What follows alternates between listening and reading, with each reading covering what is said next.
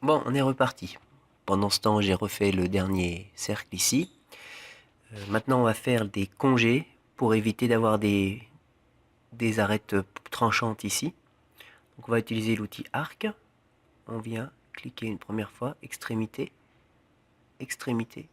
On va déplacer jusqu'à ce qu'il trouve de lui-même un arc qui convient à faire l'arrondi normal. Voilà, c'est fait. Suivant. Hop, hop. Voilà, donc là, il n'y a pas à se casser la tête. Il trouve tout seul le point qui va bien. Voilà, ça c'est fait.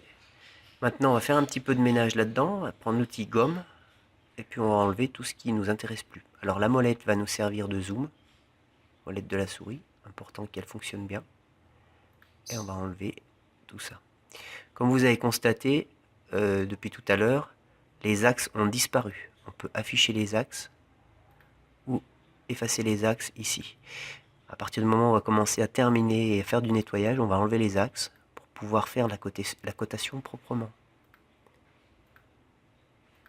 Voilà.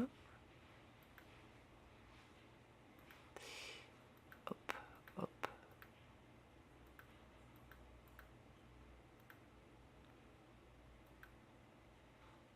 Les morceaux de trait qui sont à l'intérieur des cercles, on ne va pas se casser la tête avec.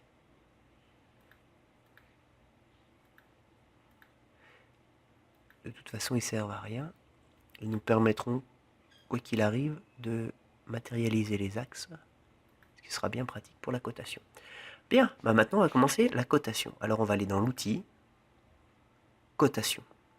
On va réduire un petit peu à la molette de la souris la taille de notre dessin pour pouvoir coter tranquillement, puisque les cotations doivent toujours être à l'extérieur du dessin et jamais à l'intérieur. On est parti, donc ici, je clique sur l'arête, 15 cm, je déplace. Hop. Pour les rayons, c'est pas compliqué, je clique sur le bord du cercle, il va me trouver le rayon tout seul. Même chose. Même chose. On va coter les rayons ici. Ok. La cotation, ça va très vite. Donc là, on a à peu près tout ce qu'il nous faut. Ok. Bien, il nous manque les dimensions extérieures, le gabarit général. On va se faire un petit peu de place. Ok. On va coter ici. Alors là, on va aller chercher le point extrémité jusqu'à l'autre point extrémité. Voilà. Et on va monter au-dessus pour placer notre flèche. Impeccable. Même chose ici, extrémité. Extrémité. Voilà. Alors là, on a lui là qui est pas très bien placé. C'est pas grave. On va le déplacer avec l'outil déplacer ici. Voilà, tout est en place. Qu'est-ce qui nous manque maintenant? Il va nous manquer les positions des trous par rapport aux axes. C'est parti.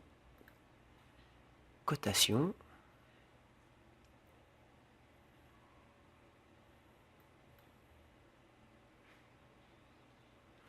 Celui-là ne m'intéresse pas.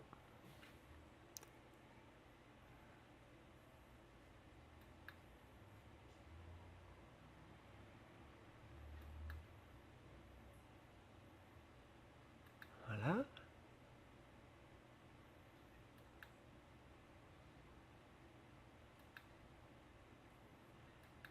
Voilà. On n'a pas besoin de coter tous les trous. Hein. Celui-ci va suffire. Celui-là maintenant on va devoir le coter également. Ça va être un petit peu plus compliqué je pense. Oui.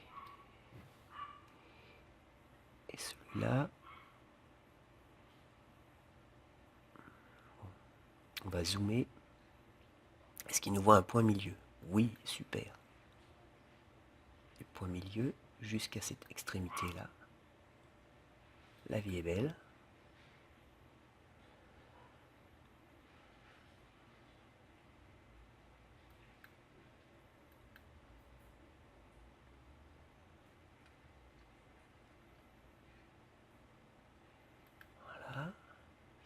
Qu'est-ce qui nous manque encore?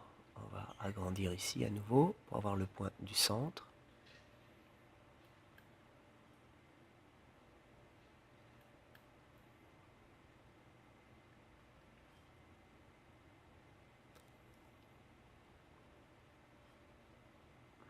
Bon, celui-ci, on va le laisser dans le dessin, puisque sinon, on va pas pouvoir l'avoir.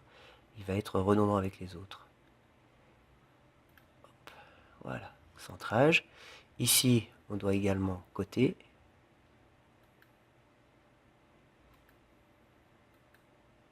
Voilà.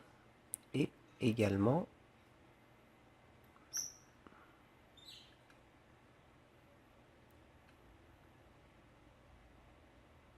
point de centre, jusqu'à cette extrémité. Et voilà. Bien. C'est terminé. Le dessin est terminé et il est coté.